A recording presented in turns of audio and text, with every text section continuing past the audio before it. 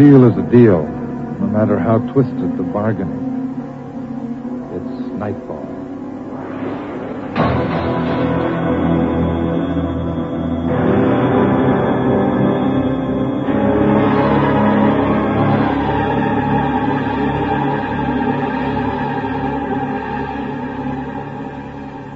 Good evening, dear friends.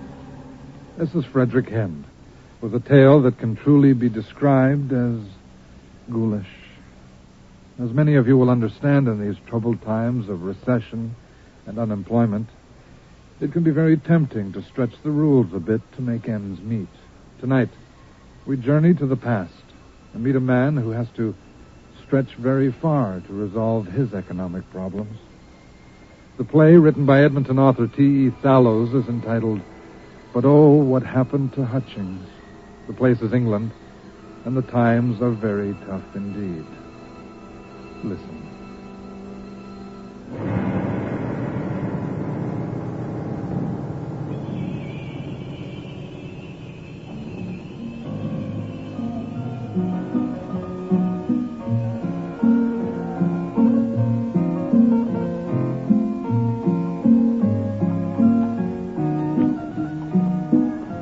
Mr. Torman, we're facing a revolution in modern medicine. We've come a long way since bloodletting. It's really the most exciting area for a man to be in. Nonetheless, Hutchings, I find the concept of taking up a blade and simply slicing open a warm human body quite revolting. Oh, come, Torman. Surely you can't be serious. You speak as if we were still in the Dark Ages. Well, near enough. Oh, here we are. Just let me knock for you. Mrs. Candle keeps a good house, you'll find. Yes, I'm here. Oh, Mr. Hutchins. Morning, Mrs. Candle. May I present Mr. James Torman? He's attending seminary at St. Martin's. I met him on the train from Southampton.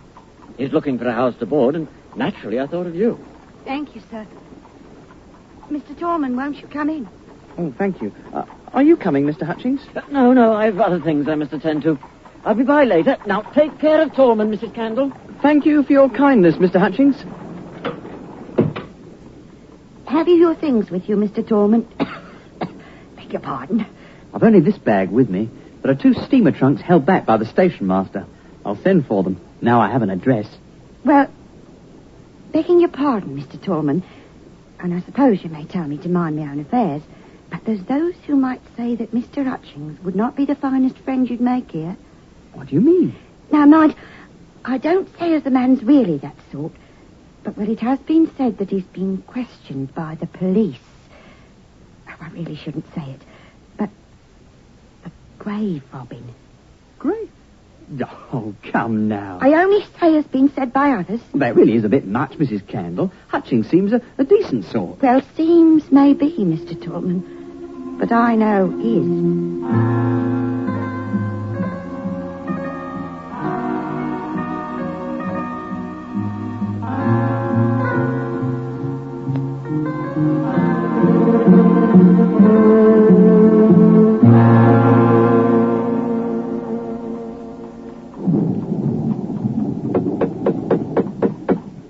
The house.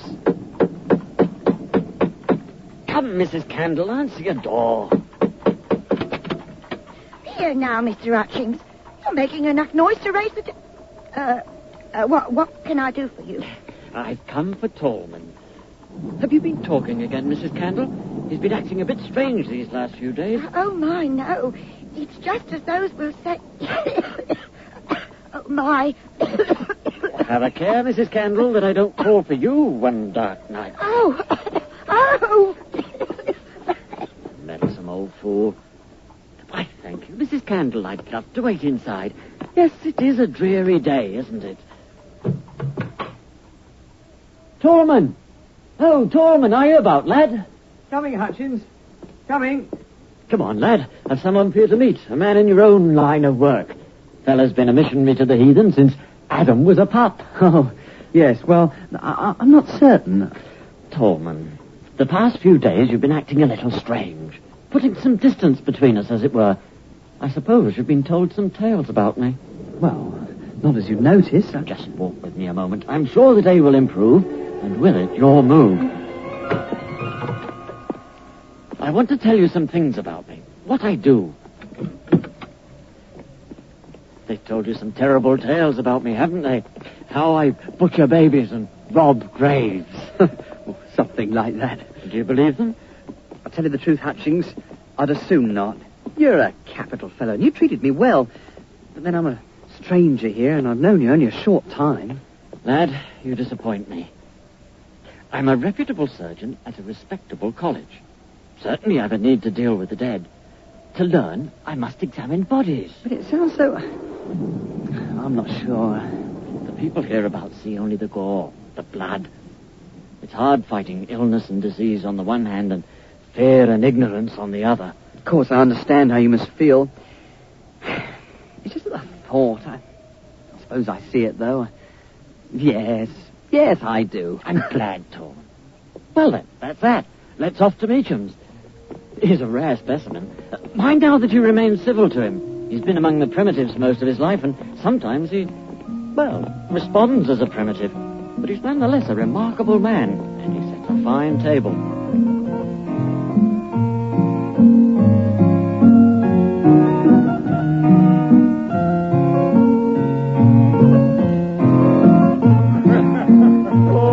A delightful meal, Mr. Meacham. I've never had a finer roast of pork.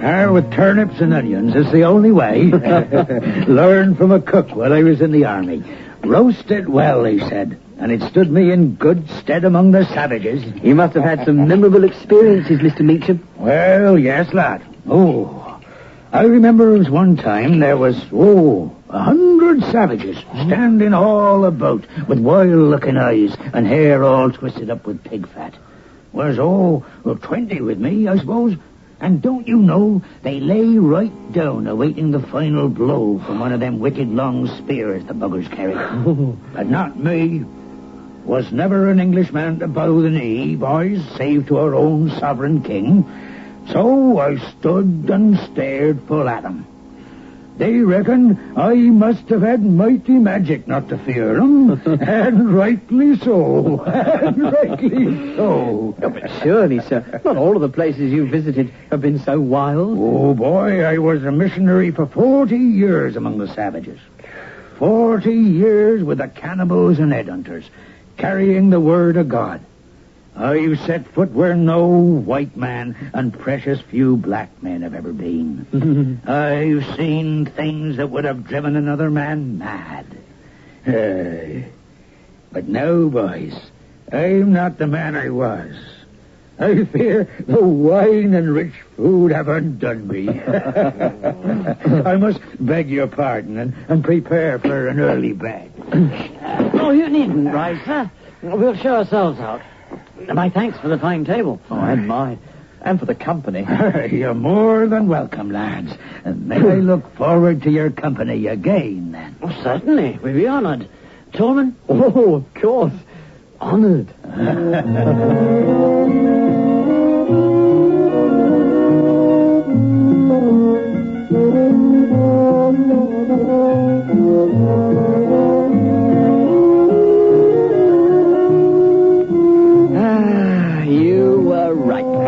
I don't think I've ever had a finer roast of pork or better port wine. Quite right. Torman, you're a fine lad. I respect you. Why don't you give up this chasing around after some hoary old notion of an all-powerful God? Come into business with me. I tell you the truth, lad, there's good money to be made. But it's not a hoary notion. I'm called to the ministry, beside which I've little taste for your business. Medicine's fine for you bloodthirsty chaps. Medicine? I'm talking business. Do you realize that a fine mounted skeleton commands sometimes £200? What? That's a year's wages for many. Good God, man. Every one of these pitiable wretches that snarl about our streets is going to die. What a fallow field. Why, there's markets in America, on the continent, that simply cry out for fine British products. Hutchings, you're mad. Quite mad. You've a strange notion of friendship, Torman. Here I offer to make you a partner. You laugh at me. Oh, well, I suppose it's not to be. Well, let's off to Mrs. Candle's, then. Here, I've a flask of Meacham's port. Fortify yourself. This night air breeds some strange diseases.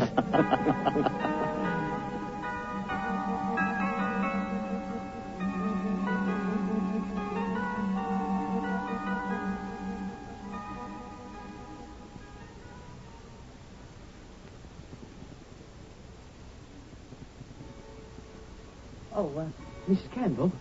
Yes, Mr. Torman? I wanted to apologise for coming in last night. For the noise. We'd had too much wine and it got the better of us, I'm afraid. I'm truly sorry. Oh, you might... oh, thank you. Mrs. Campbell? Mrs. Campbell, are you ill? What can I do? It's, beg your pardon. It's like as not a touch of the night devils. It will be gotten directly. I certainly hope so. You must take care of yourself. No, you sit there. I'll answer the door. Torman, just the very man. Here now, Mrs. Campbell. That cough sounds quite bad. Oh, it's not so much. Ah, but it might be. Best I examine you. Leave off. I don't want you touching me. You just leave off. I'll not be stretched out for you and your foul friends to fool with. Hutchings, perhaps you should leave. He's angel of death. Satan himself. Oh, Mrs. Campbell, please, calm yourself. I'll call later, Torman. Calm her and I'll examine her when I return. Damn you, Hutchings. You'll not touch me. Your touch is the touch of the grave. May you meet a black end. May you... Oh, now, Hutchings, we'll talk later. Take care of her, Torman. Calm yourself, Mrs. Campbell. He's gone. It's all right. No. He's the angel of death. When he calls you, you've little time left. I don't want to die. Oh, I'm please. sure. Mrs. Campbell, you must be calm. Hutchings is a doctor of medicine. Please, Mrs. Campbell. Please.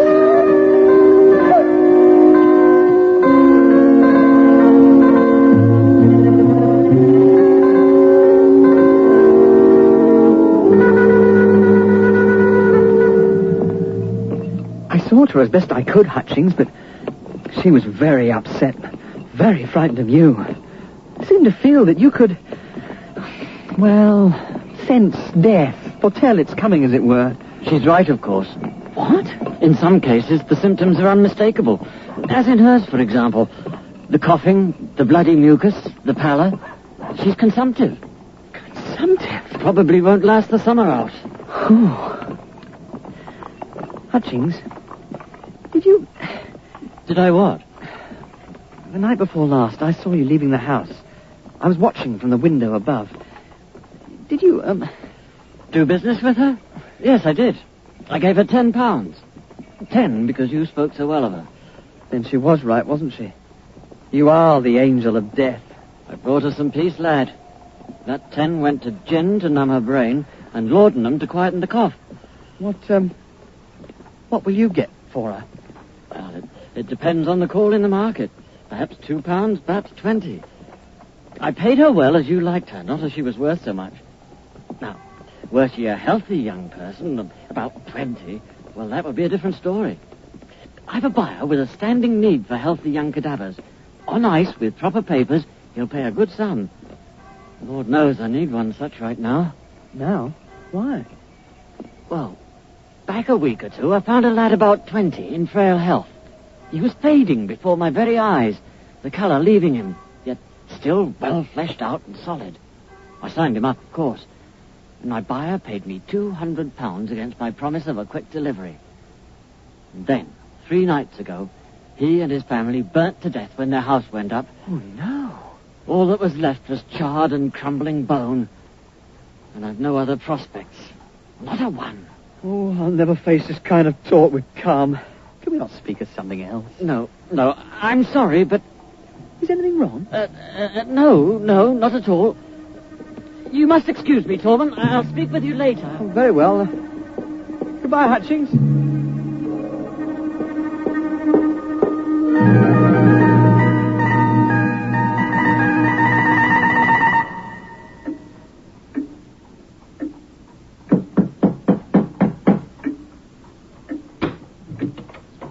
Torman, how are you? Do come in. Thank you. Been several days since you've been here. Yes. I was becoming worried. Are you well? Yes, sir, I'm fine. I really wanted to ask you, have you heard from Hutchings? I haven't seen him in several days. Oh, neither have I. Lad's probably off on a fling, much like me before I joined the ministry, he is.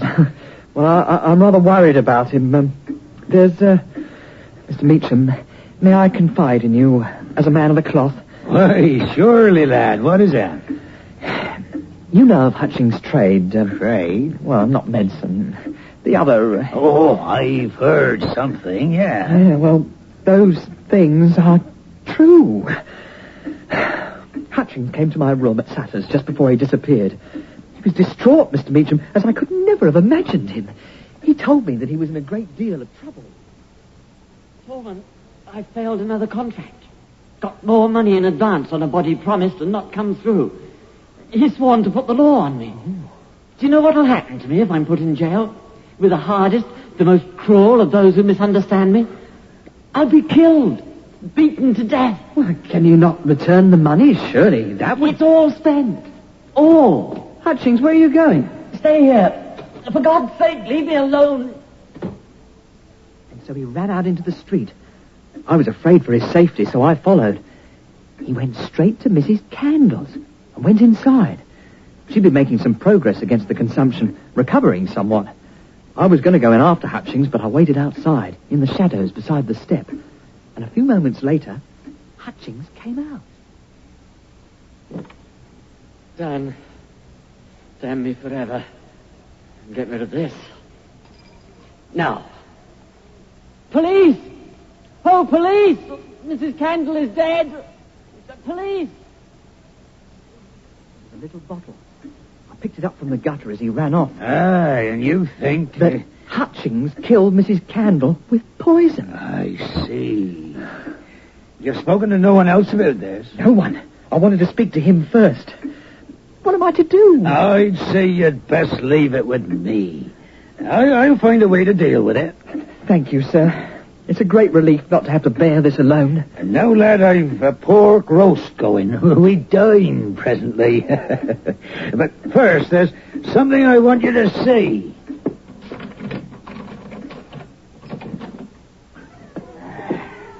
This is my library. Well, what do you think of it? I've never seen anything like this. What a remarkable room. This is where I feel most at home, lad. Here amid the things I brought from around the world. To this one small room. A man's whole life behind one door. This is beautiful. What is it? If you were to take that mask into some of the places I could tell you, you'd be hailed as a god. Either that or spit it on a great iron bar and roasted. Some wine, lad? I really don't think Come now. Join me in fellowship. You'll never have wine like this again, lad. Very well.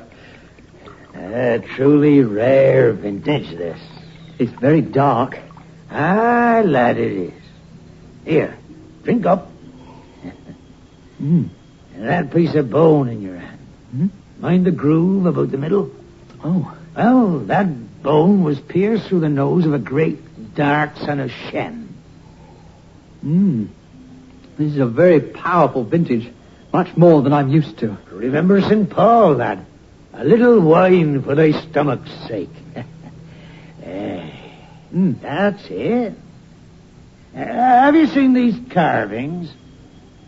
This young lady carved from ivory, lad. Are you feeling well? This wine, very strong. I think I've had enough. Oh, feeling poorly, are you? Well, best you lie down. Oh, Here, let me help you. feel dizzy. Can't stand up.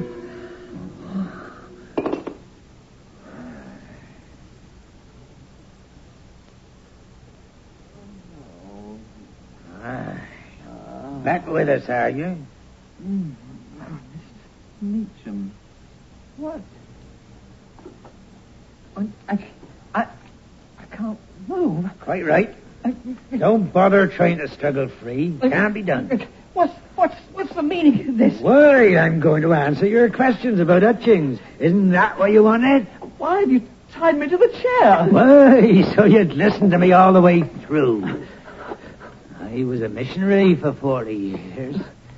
40 years among the cannibals and headhunters. But you must understand, I was quite unsuccessful as a missionary. In those 40 years, I don't think I ever converted one heathen. Instead, they converted me. Converted you? I don't... Look at these. Do you see, lad? What? I don't... Oh, my God! Those are... Heads. Shrunk down to apple size, but heads nonetheless. Here, do you recognize this? Oh, please, Meacham, let it... Pay attention. Do you recognize this? Oh, Meacham, please, I beg you.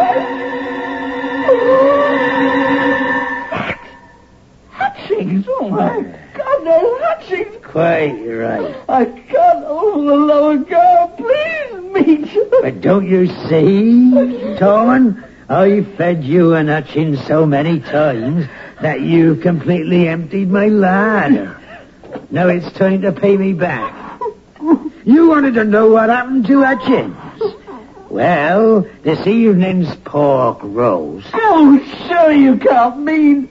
Oh, no. The pork, lad. The pork roast.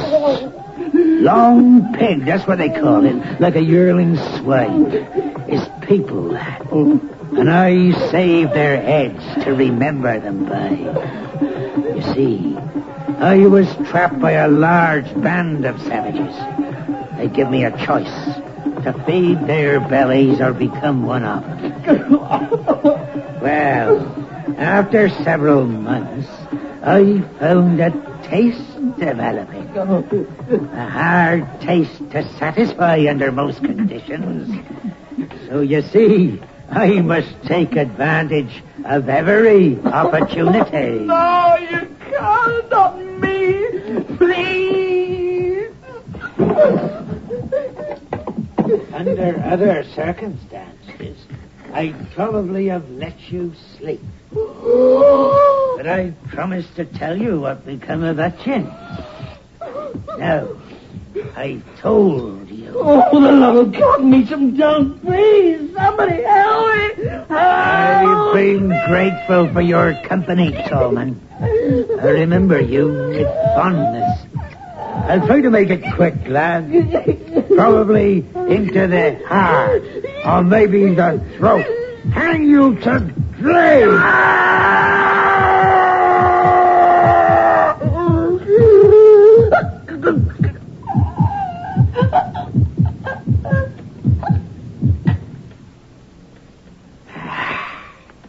Torman? Torman, lad? Ah, well, he's gone to his reward. Would you care to confirm that, sir? Stirring performance, Meacham.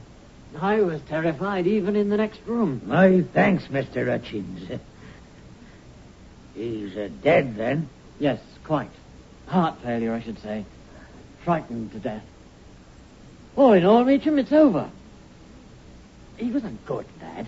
If only he'd let well enough alone. We couldn't afford to be revealed, Meacham. Well, then, let's to dinner. You will join me. Thank you.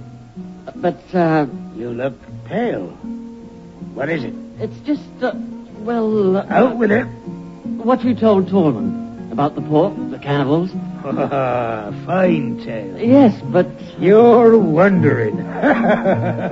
You're afraid it might be true that I'm carving roasts from the bodies in the cellar? No, not that. But it is pork, isn't it?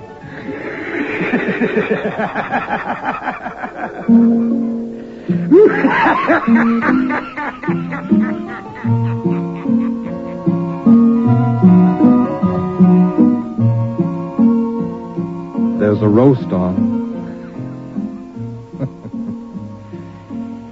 Perhaps you would be well advised to be very sure of who your friends are and what they're up to. And now, the names of those who were involved in this evening's story. But Oh, What Happened to Hutchings was written for radio by Edmonton author T.E. Sallows.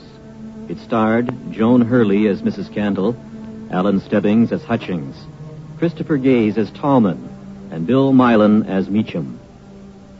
Sound recording by Al Lambden, with sound effects by Dean Purvis. Production assistant, Barbara Galt. The play was produced and directed in Edmonton by Laurie Seligman. Don Kowalchuk is executive producer of the series. Upcoming plays on Nightfall include The Cruel Husband, dramatized by David Lester, and The Signalman, dramatized by Otto Lowy. Here's an excerpt from The Cruel Husband. Madame, there is someone in your closet. No, monsieur. No? Well, I will look for myself. If you open that door and find no one there, you must understand that everything will be over between us. All right, Josephine. I won't open it. I'm glad. On one condition. Yes? I know how pure your soul is. You never fail to remind me. And I know that you lead a saintly life. You would not want to commit a mortal sin at any cost. That's true, monsieur. So, here's your crucifix. Swear to me before God that there's no one there. Then give me the crucifix, I swear. Next week, we visit the West Indies in a play by Janet Benelli. It's called Daddy's Girl. Until then, I'm Frederick Hend for Nightfall.